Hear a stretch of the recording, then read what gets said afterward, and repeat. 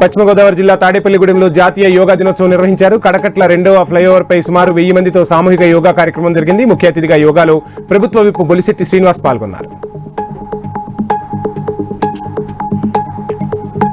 సంపూర్ణ ఆరోగ్య పరిరక్షణకు యోగా ఎంతగానో ఉపకరిస్తుందని ప్రభుత్వ విప్ కాలువ శ్రీనివాసులు సూచించారు. రాయదుర్గంలోని వ్యవసాయ మార్కెట్ యార్డు కార్యాలయంలో యోగా విశిష్టత గురించి ఆయన వివరించారు.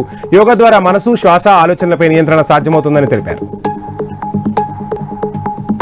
హన్మకొండ జిల్లా కమలాపూర్ మండలం ఉప్పల్ గ్రామంలో దుండగుడు చోరీకి పాల్పడ్డాడు. ఉప్పల్లోని బస్టాండ్ సమీపంలో నివసిస్తున్న సముద్రాల వెంకటమ్మ అనే రుద్రాలి ఇంట్లో కిరాయికి ఉంటానని నమ్మబలికి ఆమె మెడలో బంగారు గొలుసు లాక్కుని వెళ్లాడు. బాధితులు పోలీసులకు ఫిర్యాదు చేయగా కేసు నమోదు చేసి దర్యాప్తు చేపట్టారు. నాగార్జున సాగర్ స్పిల్వేను పరిశీలించారు నీటిపారుదల శాఖ నిపుణులు. స్పిల్వే ఎదుట ఉన్న బకెట్ ఫ్లోరెన్స్ ను తెప్పలపై వెళ్లి పరిశీలించారు. భారీగా పడిన గుంతల మరమ్మతులకు శాశ్వత పరిష్కారం కోసం పరిశీలన జరిగింది.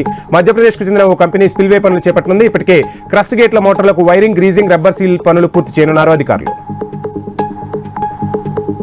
ప్రజలకు అభయం ఇవ్వడమే పోలీసుల పని అని వెంకట్రావు సీఐ బండారి కుమార్ అన్నారు. వెంకటాపురం మండల కేంద్రంలోని ప్రభుత్వ అతిథి గృహంలో ములుగు జిల్లా ఎస్పీ శబరీష్ ఆదేశాల మేరకు అభయమిత్ర కార్యక్రమాన్ని ఏర్పాటు చేశారు ఏజెన్సీ పోలీసులు.